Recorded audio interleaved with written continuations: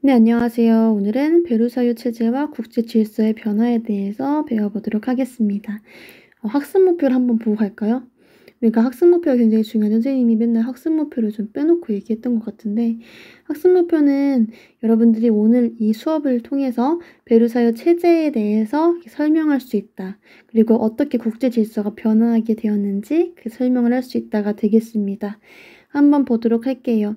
베르사유 체제라고 하는 거는 1차 세계대전이 끝난 이후에 이제 전 세계를 어떻게 다시 한번 질서를 잡을 것인가에 대해서 논의한 건데, 약간 어떤 느낌이냐면 유럽을 그때 땅 따먹게 해가지고 유럽 자체를 다 장악을 한 사람이 있었죠. 나폴레옹이었잖아요. 나폴레옹이 몰락한 다음에 빈 회의라는 게 열렸어. 빈 체제. 그쵸? 빈 체제. 그리고 여기는 이제 1차 세계대전이 끝난 다음에 전 세계를 어떻게 처리할 것인가. 그러니까 독일이라든지 오스만 제국, 불가리아 이런 동맹국들에 참여했던 나라들에 대해서 어떻게 처분할 것인지에 대한 그런 내용이 베르사유 체제라고 보시면 될 것 같아요. 이름이 베르사유인 이유는 프랑스인 베르사유에서 일어났기 때문에 베르사유 체제라고 보시면 될 것 같아요. 자, 1차 세계대전이 끝나는 연합국은요, 전후 처리를 위해서, 전후 처리라고 하는 거는 전쟁의 이제 이후에 대한 처리가 되겠지. 전후 처리를 위해서 프랑스 파리에 모여서 파리 강화 회의를 엽니다.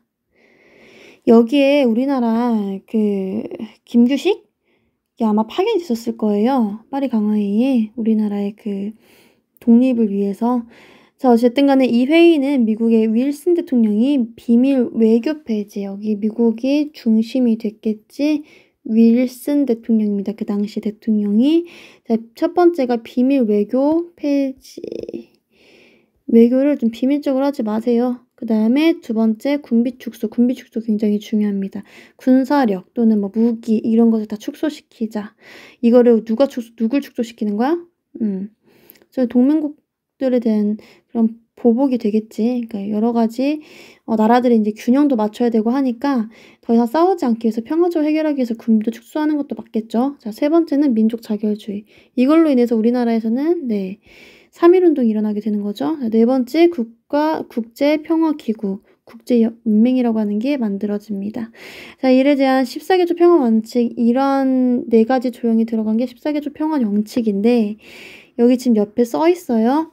14개조 평화원칙의 주요 내용입니다. 식민지에서 주권과 같은 문제를 결정할 때에는 모든 식민지의 문제는 자유롭고 편견 없이, 그리고 절대적으로 공평 무사하게 해결되어야 한다라고 써있고, 강대국과 약소국 모두 정치적인 독립과 영토 보존을 보장하기 위해서 국가 간 일반적인 연합체제가 형성되어야 한다라고 되어 있습니다. 이런 내용들은 14개조 평화 원칙이 되겠죠. 특히 이 4가지는 굉장히 중요한 내용이기 때문에 한번 기억하시는 게 좋을 것 같아요.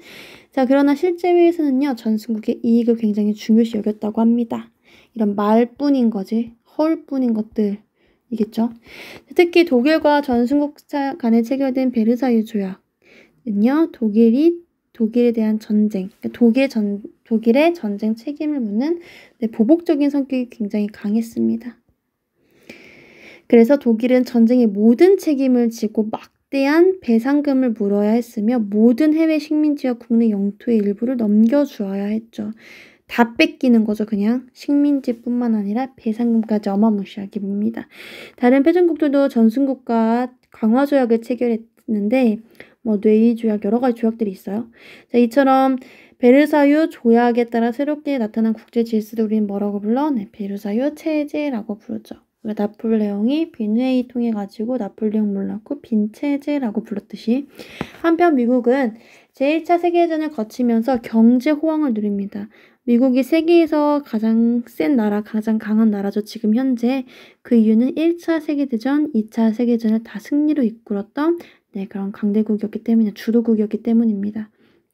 여기서부터 미국은 점점 커나가죠. 미국의 독립전쟁이 바로 엊그저께 같은데, 이 독립전쟁 이후에 미국은 계속 성장세를 탑니다. 1차 세계대전을 거치면서 경제 호황을 누리게 되는 거고요. 이제 전 세계는 미국을 중심으로 이루어진다라고 보셔도 무방할 것 같습니다. 전쟁과 전후 처리를 주도하며 국제사회에서 영향력이 확대됩니다.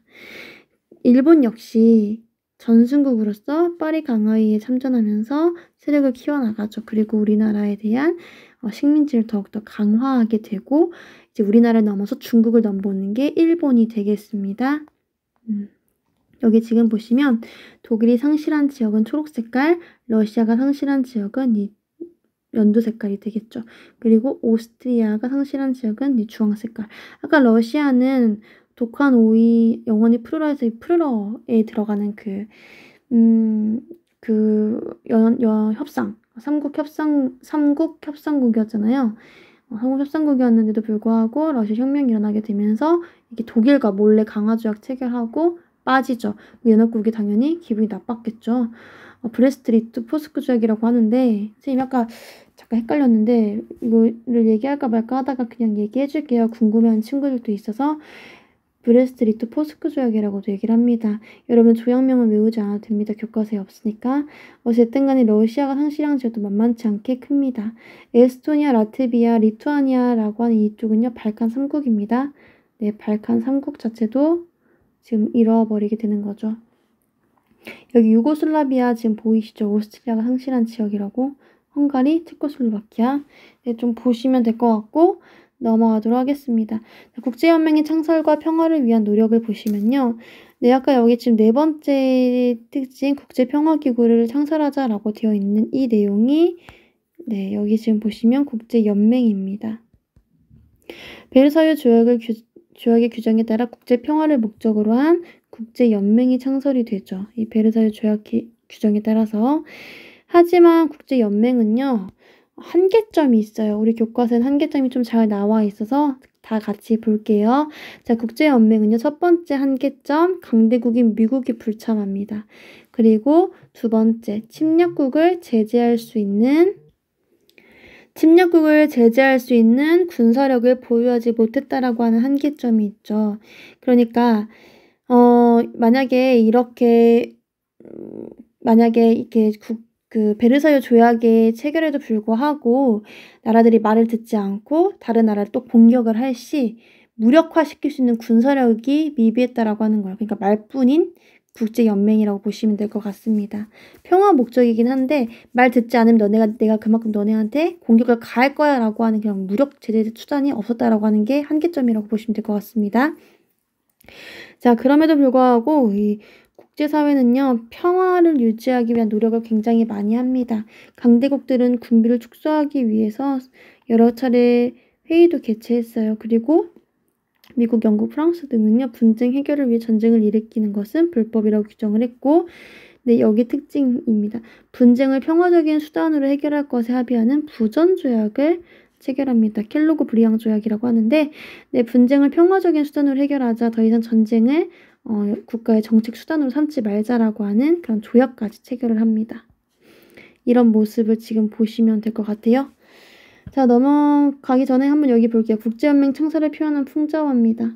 근데 뭘 풍자했느냐? 지금 보시면 1919 이게 지금 까마귀가 있는데 애기를 안고 있네? 여러분도 한번 생각해 보십시오. 선생님 넘어갈게요.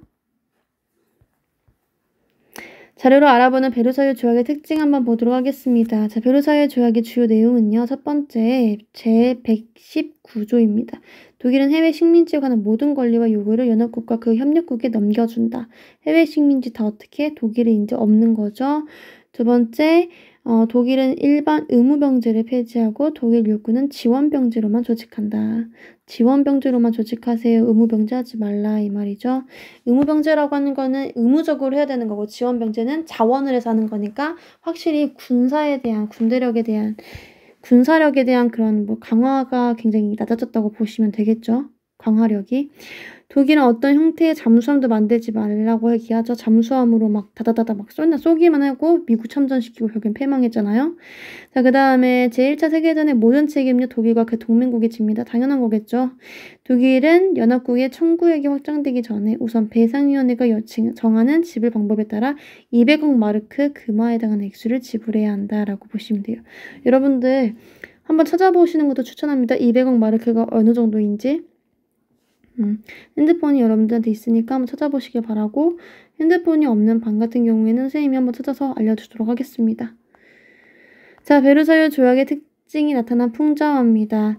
이 그림은 베르사유 조약의 특징을 풍자한 것이죠. 그래서 기둥이 서 있는 어른들은 당시 연합국을 상징하는데 모두 모자를 벗어 무엇인가를 달라고 하는 자세를 취하고 있습니다.